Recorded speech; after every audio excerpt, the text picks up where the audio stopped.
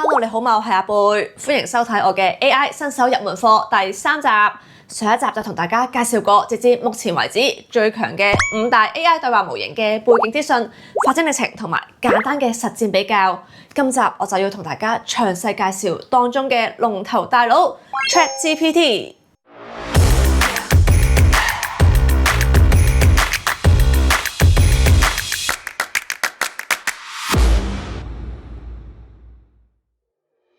我會同大家詳細拆解 ChatGPT 嘅使用界面，同埋會詳細示範目前佢擁有嘅強大功能，教識大家點樣可以用得好、用得正。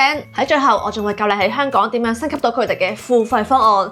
總之呢集嘅資訊量又係超多，條片又係超長，但係資訊咧真係超實用啊！所以大家記得要睇片睇到尾啊！首先同大家複習一次先 ，ChatGPT 呢個字係由2個部分組成嘅。Chat 係代表對話，即係代表佢可以同人類用自然嘅語言傾偈。GPT 就係 ChatGPT 背後嘅 LLM 大型語言模型，全寫係 Generative Pre-trained Transformer。Transformer 就係佢背後最核心嘅技術。Pre-trained 預訓練，即係代表咧 ChatGPT 喺大量網絡文本上訓練出嚟。Generative 生成式就代表佢可以根據你輸入嘅內容自動生成回應。呢個部分咧，我想講多少少。其實 GPT 嘅 Generative 生成方式咧就好似一個文字接龍遊戲，佢咧並唔係真心咧理解咧你問緊啲咩，佢係根據統計學去決定咧最合理嘅答案俾你。例如好似你問佢天氣咁熱有咩好介紹啊，咁咧佢就會根據佢已經學過嘅內容推測你係想佢介紹解暑飲品啦、消暑方法定係天氣資訊等等等等，然後咧就選擇一個最合理嘅回應俾你。所以越廣泛嘅問題咧，每次嘅答案咧都有機會唔同。另外話埋俾你知 ，ChatGPT 咧唔係逐隻字咁去理解成個句子嘅，而係用 token 嚟處理文字。所以成個流程就係 ChatGPT 會根據你輸入嘅 prompt 嚟分析上下文，然後再用 token 嘅字串組合去預測最合理嘅詞語，令到回應更加自然流暢。咦？但係咪住先？我聽唔明喎。乜嘢係 prompt？ 咩係 token？ 乜嘢係上下文啊？Token 係 AI 用嚟理解語言文字嘅單位。AI 新手咧可能會以為 token 咧即係字數，以為100個中文字就等於100個 token， 但係不是。你可以理解咧 token 咧係一個字詞組合，可以係半個字、1個字、2個字，甚至4個字，係視乎咧嗰個詞語喺 AI 訓練數據之中咧出現嘅頻率。咁英文單字咧大多數都係1個詞語等於1個 token， 好似 hello 就係等於1個 token。中文字咧就通常1至2個字就等於1個 token。就好似今日等於1個 token， 今日天氣很好餓就係合共5個 token。而越進步嘅語言模型處理中文 token 嘅方式，通常都會更高效率。大家可以上 OpenAI 嘅網站 check 到每個組合嘅 token 數量。咁 token 咧係會影響 AI 模型嘅記憶範圍，所以如果你發現 AI 忽然之間唔記得咗你哋之前嘅對話，可能就係因為爆咗 token 啦。不過依家GPT-4最高已經可以處理到 128K 嘅 token， 大約250頁左右嘅中文滿字 PDF 係好足夠應付日常嘅使用。Prompt 即係提示詞，你 ChatGPT 嘅輸入框裏面打嘅文字就係 prompt 啦。有啲人會叫佢做咒語，因為你輸入嘅字句係會直接影響 AI 回應你嘅質素，就好似施魔法一樣啦。講得越清楚 ，AI 俾你嘅回應就會越高質、越精準。咁再之後我都會同大家示範好同埋唔好嘅 prompt 得出嚟嘅結果有啲咩唔同啊。Context 呢個字嘅原意係背景資訊，不過係 AI 同埋 IT 界通常都會統一叫佢做上下文。簡單嚟講，即係講緊你主動俾 LLM 大型語言模型嘅所有信息同埋指令，咁 AI 就會記住你呢啲上下文，幫佢理解你之後究竟係講緊啲咩。但正如之前講過 ，LLM 嘅記憶係有 token 限制嘅。如果你講得太多超過咗記憶範圍 ，AI 就會自動刪除最舊嗰啲內容，即係保留最新嘅信息。咁呢個記憶範圍就叫做上下文窗口 （context window）。咁我哋依家終於開始實戰嘅部分，一齊進入 ChatGPT 嘅網站啦。咁個網址係好好記嘅，就係 chatgpt.com。另外chat.com 都可以入到㗎。咁注意返，香港用戶使用 ChatGPT 嘅官方網站或者 App 都需要開 VPN 㗎，好重要，記得開咗先入去啊。非常之簡潔嘅操作畫面，直接綁定你嘅 Gmail 或者用你嘅 email 一步一步咁樣申請就 OK 㗎啦。登入咗之後，你就會見到多咗一個側欄，咁呢個就係你嘅對話記錄區。然後右上角你會見到一個圓圈仔，我哋撳佢，你會見到一個寫住自定 GPT 嘅按鈕，建議大家首先花1分鐘嘅時間咧設定呢一個。咁呢一個位置咧係俾你同 ChatGPT 咧介紹自己，寫翻你個名同埋職業，咁佢就會永遠記住。咁之後咧就係設定你想 ChatGPT 擁有嘅性格同埋回應方式。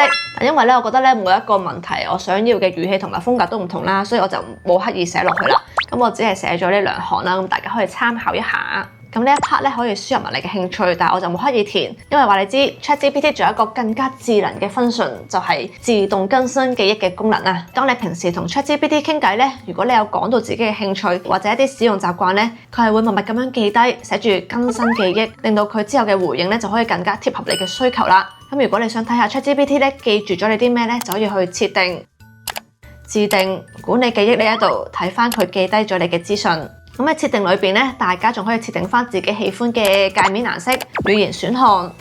咁喺呢個位置咧，我哋係可以進行語言模型嘅切換嘅。咦？但係點解見唔到選擇嘅？哈哈，就係因為免費用戶咧係冇得揀嘅。咁依家2025年5月呢個時間點，免費用戶咧只可以使用到 GPT-4o Mini 模型，同埋有限度嘅 GPT-4o 模型以及推理模型 O4 Mini。要升級做 GPT Plus 會員，先至可以切換到更強、更多嘅語言模型。簡單嚟講，就係如果你想用到更強大、更全面嘅功能，就需要付費升級。咁 Plus 會員嘅價錢咧就係$20美金1個月。咁我認為呢一個係一個好值得俾嘅錢嚟嘅，因為我哋火師到呢個投資係會幫我提升效率，帶嚟更大嘅回報。但係問題係香港人俾錢嘅門檻好高。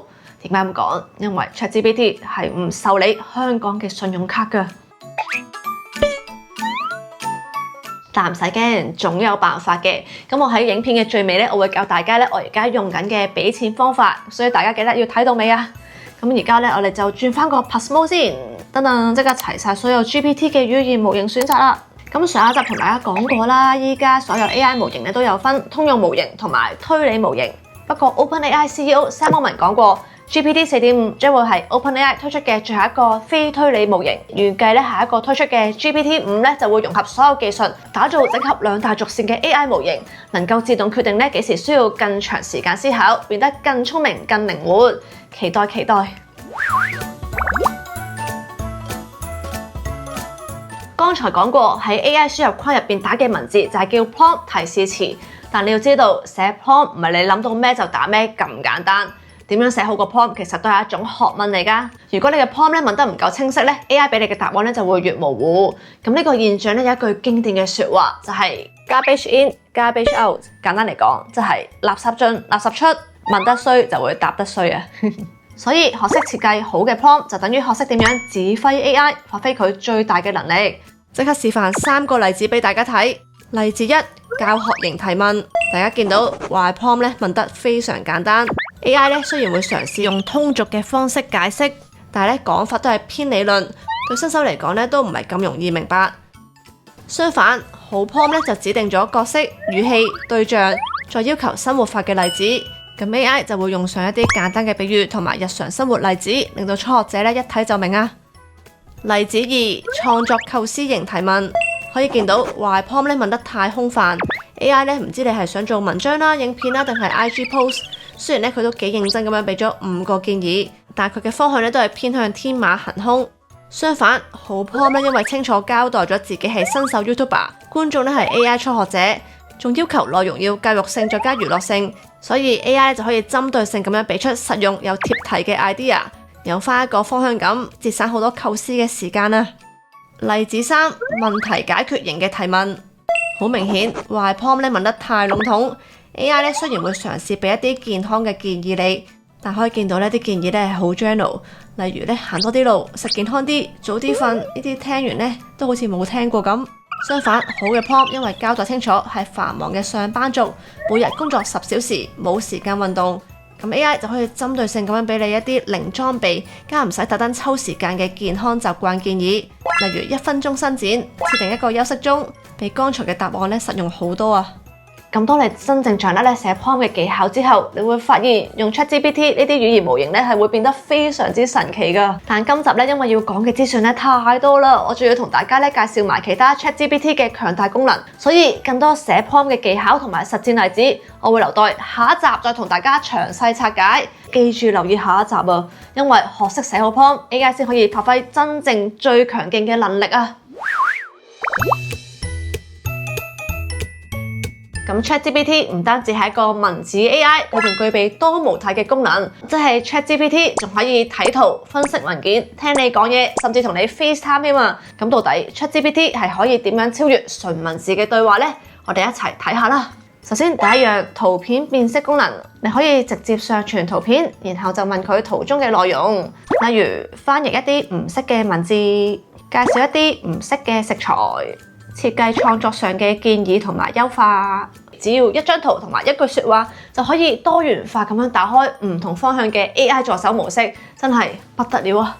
第二個 PDF 同埋文件分析，如果你有一大段嘅文字檔 PDF 嘅文件，唔想自己慢慢睇，咁 ChatGPT 而家就可以幫你快速分析文件裏面嘅內容，例如問 ChatGPT 唔該幫我總結呢份報告嘅重點啊！亦都可以問佢唔該幫我揾出文件內所有嘅數據數字，整理成表格俾我，咁佢瞬間就可以幫你提取到最重要嘅資訊，節省大量嘅時間。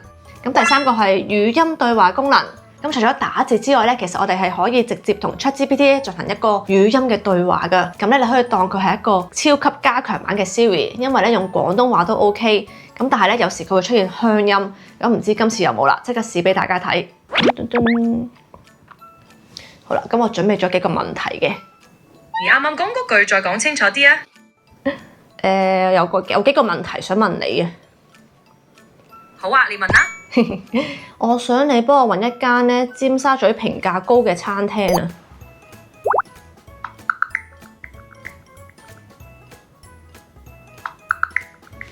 尖沙咀有幾間評價好高嘅餐廳，例如天外天有4.4分 ，N1 Coffee and Co 有4.3分。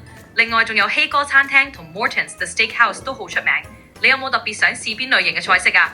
我想試西餐溝日本嘢，有冇推介？可以試下 N1 Coffee and Co， 佢哋有西日 fusion 嘅菜式，評價好高㗎。如果由沙田過去點樣去啊？由沙田去尖沙咀咧，可以搭港鐵東鐵線去紅磡，轉觀塘線去油麻地，再轉荃灣線去尖沙咀，車程大概27分鐘。或者咧搭九巴280 X 線直達尖沙咀，車程大概50分鐘。咁行過去要幾耐啊？行過去就比較耐嘅，大概需要4至5個鐘左右，因為咧距離有10幾公里。你會考慮行去咩？係啊，想健康啲，使唔使行山㗎？行過去。由沙田行去尖沙咀，途中有啲地方會經過山路，但唔係真係行山嗰種。如果想健康啲咧，不如沿住城門河行下，再搭車去尖沙咀。哦，好啊。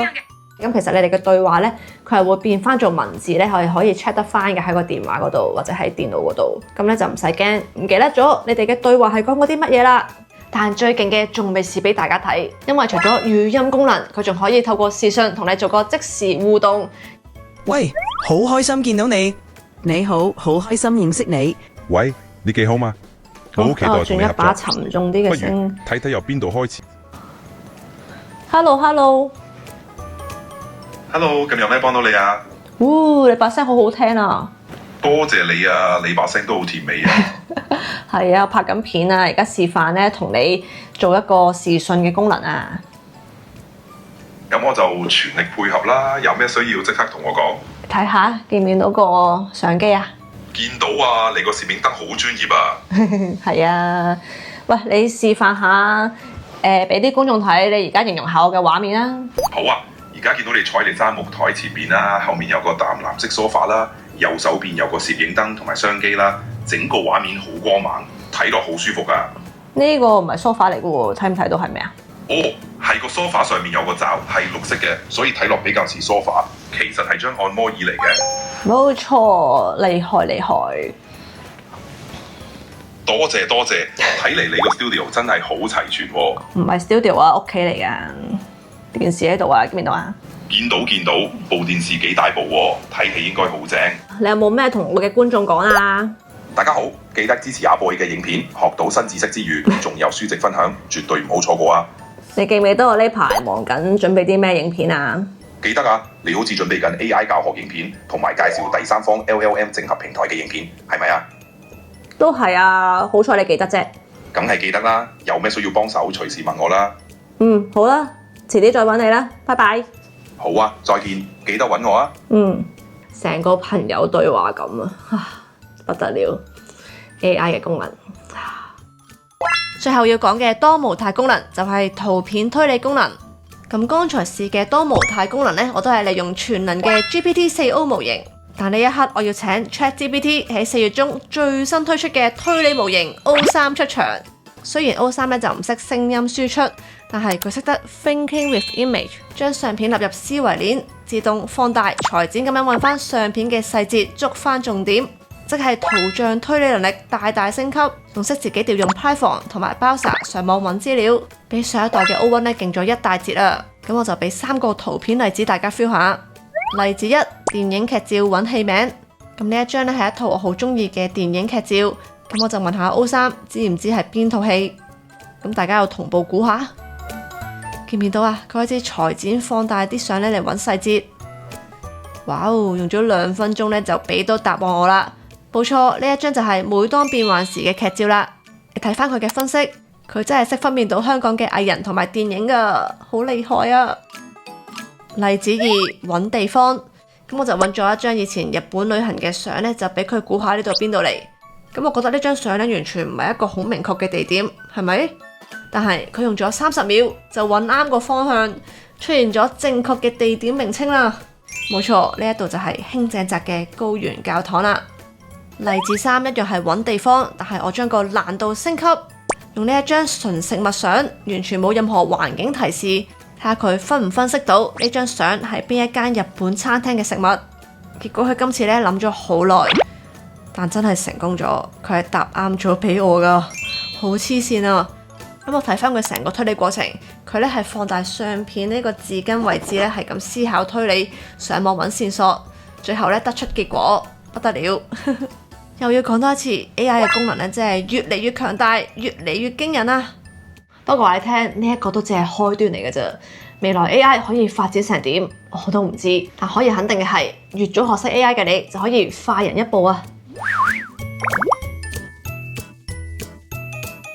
講完 ChatGPT 嘅多模態功能之後，就要提佢哋嘅 AI 圖片生成功能啦。因為咧，我成個 AI 新手影片系列嘅資訊咧，其實係 keep 住寫咗2個月啦。所以呢一 part 咧，原本咧係介紹佢哋內置喺 ChatGPT 裏邊嘅 AI 繪圖模型多 E 嘅。咁但係喺2025年3月26號，即係冇幾耐 ，OpenAI 宣布咗一個震撼級嘅更新。就係只要你用緊 GPT-4o 嘅模型，就可以直接喺個對話框嗰度俾指示佢生成圖片，質素咧仲比多 E 咧勁100倍添啊！因為佢唔只識畫圖，佢仲可以幫你整海報、產品圖、室內設計圖，咩角色只要你諗到就得。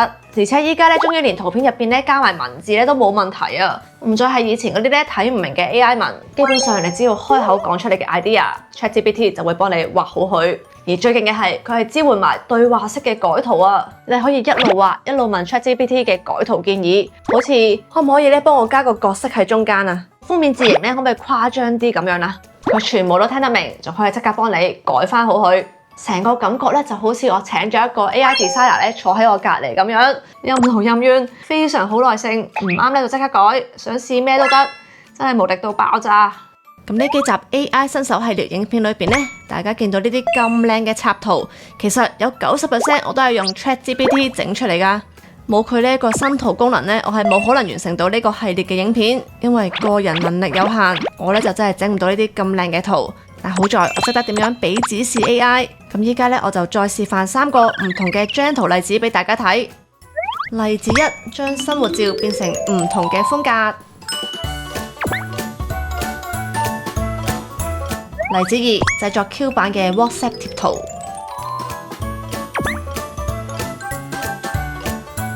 例子3：製作可視化嘅解說圖。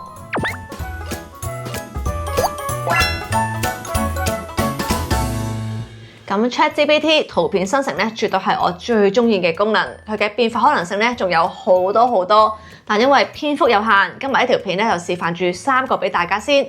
如果大家咧想睇更多咧，係可以支持我呢一份整理好嘅 AI 筆記，裏邊咧我仲圖文並茂，好清楚咁樣示範咗15個例子俾大家。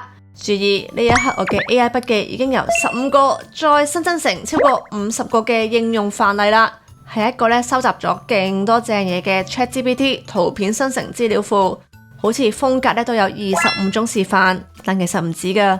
你睇下，撳入去每一個風格裏邊，我仲會示範多4至5個嘅延伸風格俾你，令你清晰知道唔同風格帶俾你嘅效果係點樣。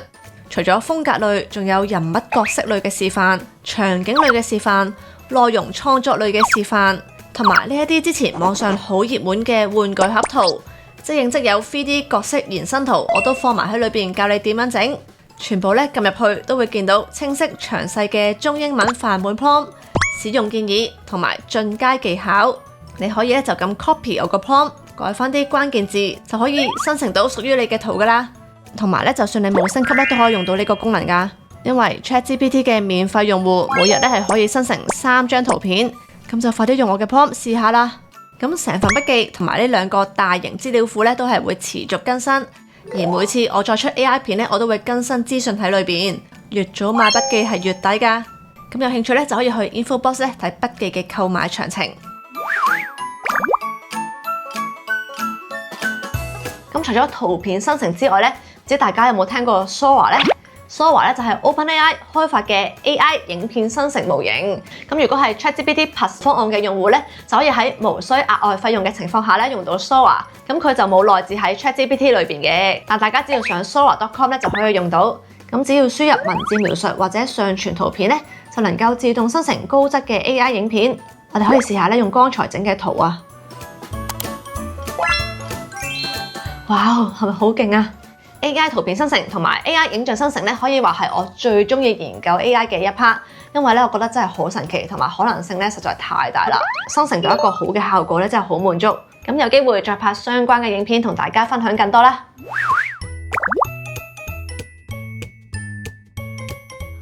救命啦，實在太多啦！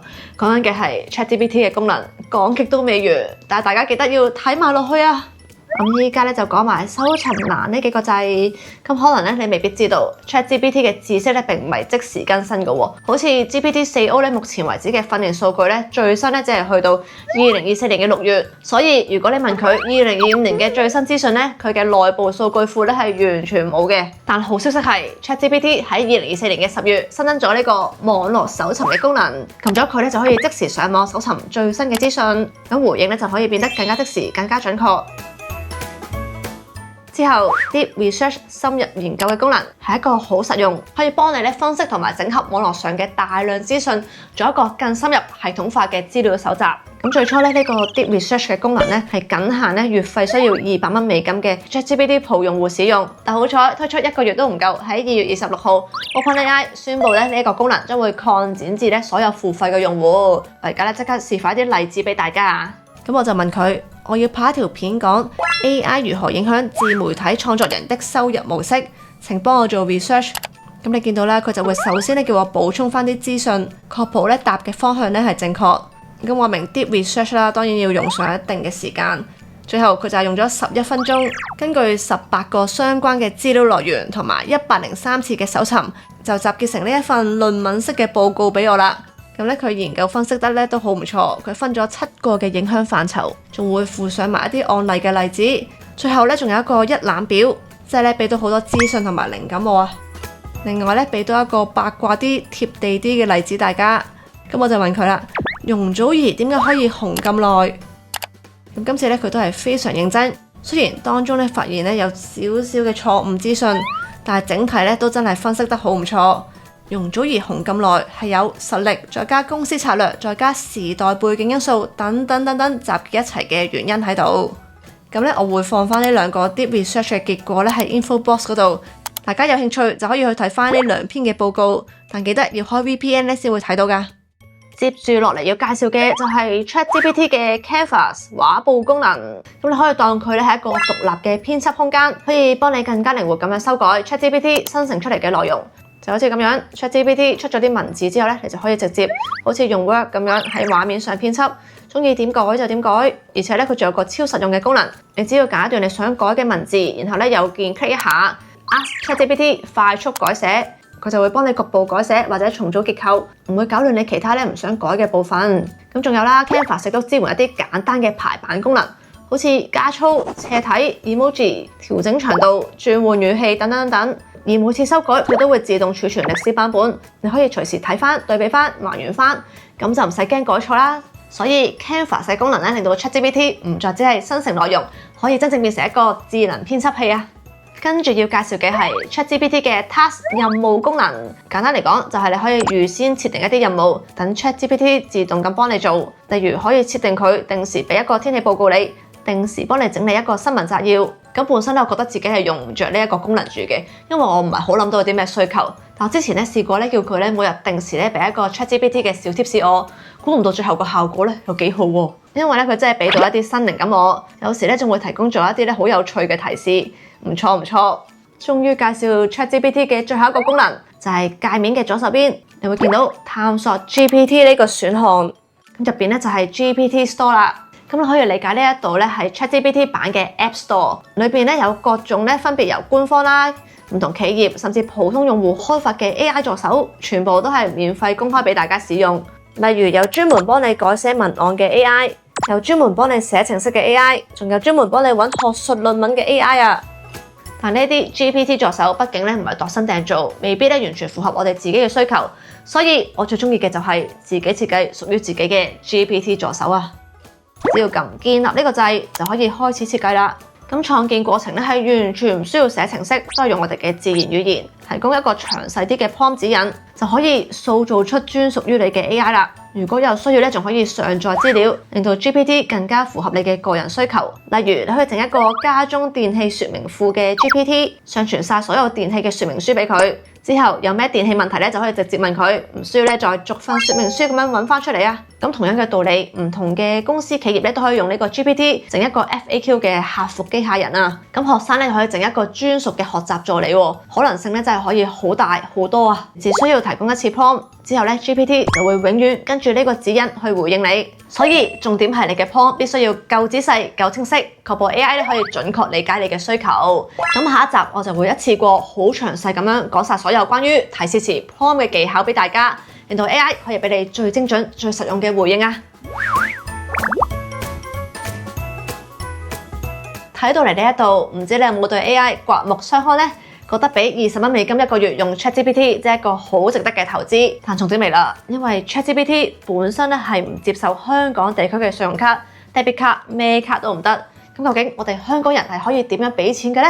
咁市面上咧我就見到3個方法嘅，就係1，揾海外嘅親戚朋友幫手俾錢；2，用海外嘅 App Store 付款；3，申請海外嘅虛擬信用卡。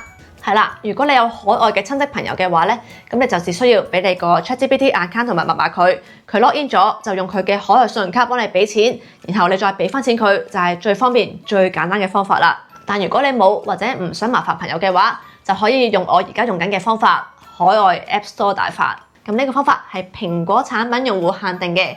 咁首先你要申請一個日本嘅 Apple ID， 然後可以好似我咁去日本旅行嘅時候喺便利店買定呢啲 Apple 嘅 gift card。咁我就係用 gift card 嘅錢嚟俾 ChatGPT Plus 嘅費用啦。咁放心，唔使一定要去到日本咧先買到 gift card。我知道咧香港啲鋪頭啊或者上 Carousell 咧都可以揾到。咁你咧亦都可以申請其他國家嘅 Apple ID 買其他國家嘅 gift card。即係咧，我個人認為咧，日本咧係最方便買到 gift card 嘅地方，所以咧我就開咗日本嘅 Apple ID 啦。至於點樣開日本嘅 Apple ID， 網上邊咧都有好多教學，喺呢度我就唔作詳細嘅步驟，但係我嘅 AI 筆記咧會有詳細嘅圖文教學，有興趣就可以參考翻。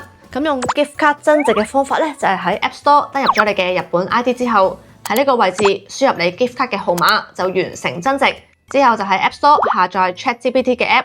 下載好，登入翻你本來申請好嘅 ChatGPT 賬號，再喺呢個 app 裏邊撳升級俾錢，咁佢就會透過 App Store 嘅餘額幫你扣錢噶啦。咁仲有一個方法就係海外虛擬信用卡大法，咁我見網上咧唔少人咧都係用呢個方法，感覺咧再簡單啲添啊。Wildcard 就係我見市面上比較多人用同埋比較方便香港人俾錢嘅虛擬信用卡公司，因為佢係可以利用香港嘅 Alipay 增值俾錢。但係佢有一個門檻，就係咧首先要俾一個最少1年期限嘅開卡手續費，11.99美金嘅費用。咁因為我有開過 account 啦，所以大家咧可以入我呢個邀請碼，咁就可以平1蚊美金啦。咁開好之後咧，你就會見到你嘅虛擬信用卡號碼同埋地址，之後你就可以利用 Alipay 增值你嘅錢入去。增值好之後，呢一張虛擬信用卡就可以用嚟升級 ChatGPT Plus 嘅服務啦。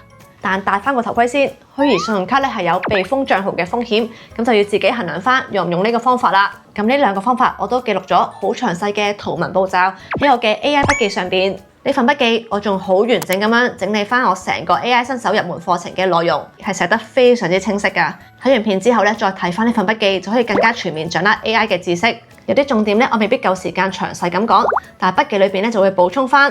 亦都講過好多次，我嘅筆記咧係會持續更新，越早買就越快得到我整理嘅所有 AI 內容，唔使怕咧啲資訊咧會好快 out 咗。仲有買咗筆記嘅朋友咧，之後可以免費加入我哋嘅 Discord 群組，希望咧可以 group 到一班志同道合、對 AI 有興趣嘅朋友一齊互相交流、互相進步。咁頭一批咧買筆記嘅朋友仔，我仲會俾一個大 discount 你，詳細咧就睇翻下邊 info box 嗰度啦。係啦，咁希望大家咧都中意我今集整理好俾大家嘅內容啦。相信大家咧對 ChatGPT 嘅認識咧都多咗好多，但係使用 ChatGPT 只係第一步，真正將 AI 發揮到極致，最關鍵嘅係要學識點樣寫 prompt 啊。所以下一集係 AI 新手入門系列嘅最後一集，我會同大家詳細拆解寫 prompt 提示詞嘅技巧，令你學識點樣指揮 AI 發揮 ChatGPT 嘅最大潛能。記得唔好錯過啊！好啦，咁今集咧就到呢度為止啦，約定你下集見，拜拜。